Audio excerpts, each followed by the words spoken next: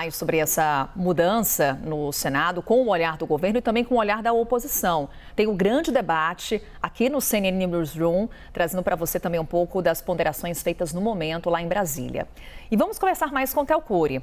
Porque, Théo, como eu falava há pouco, há quem diga que se antes a maior dificuldade do governo nessa conversa política era com a Câmara, agora tende a ser com o Senado, que é justamente o que a analista da XP, a Júnia Gama, traz na reportagem que está lá no site da CNN Brasil. Théo, de fato temos os sinais trocados aí em Brasília? Houve uma inversão de papéis, sim, Carol. O que acontece a partir de agora é que aquela relação que o governo tinha, que era muito mais fácil com o Senado Federal, com o Rodrigo Pacheco à frente do Senado e do Congresso Nacional, e um pouco mais difícil em certos momentos com a Câmara dos Deputados sob a presidência de Arthur Lira, isso muda a partir de agora com a chegada de Hugo Motta à presidência da Câmara dos Deputados e a chegada de Davi Alcolumbre à presidência do Senado e do Congresso Nacional. Isso porque há um maior alinhamento e proximidade entre o Hugo Motta e integrantes do governo do presidente Lula, lembrando que havia uma dificuldade muito grande em interlocução e articulação política entre o governo, entre o Palácio do Planalto, mais especificamente na figura do ministro-chefe das Relações Institucionais, o Alexandre Padilha, que é responsável pela articulação política, com o Arthur Lira. Rusgas que se tornaram públicas. Lira diz que Pacheco era um desafeto pessoal dele, isso obviamente dificultou muito a relação entre o Palácio do Planalto, o Executivo, e a Câmara dos Deputados, representando o Congresso Nacional.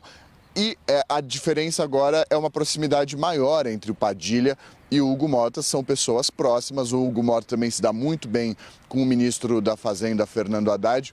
Tem uma proximidade maior com ministros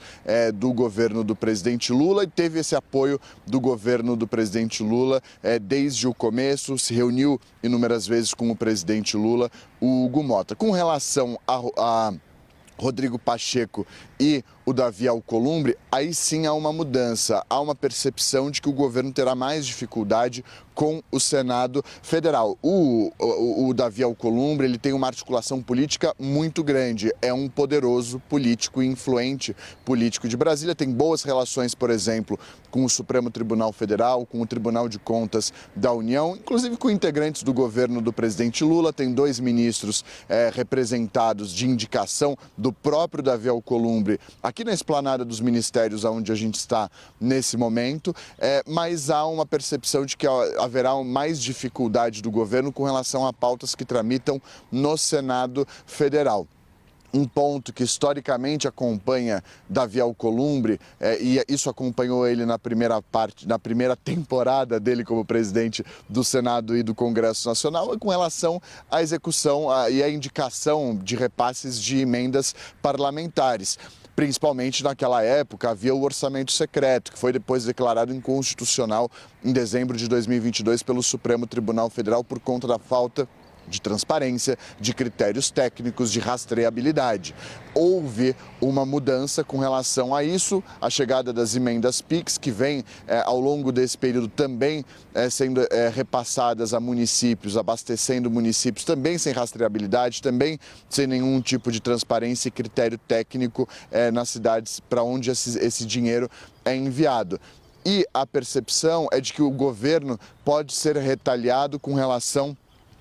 caso não haja o cumprimento de acordos entre o Executivo e o Legislativo, entre o Palácio do Planalto e o Senado e o Congresso Nacional, que serão comandados por Davi Alcolumbre, é uma retaliação no repasse de emendas caso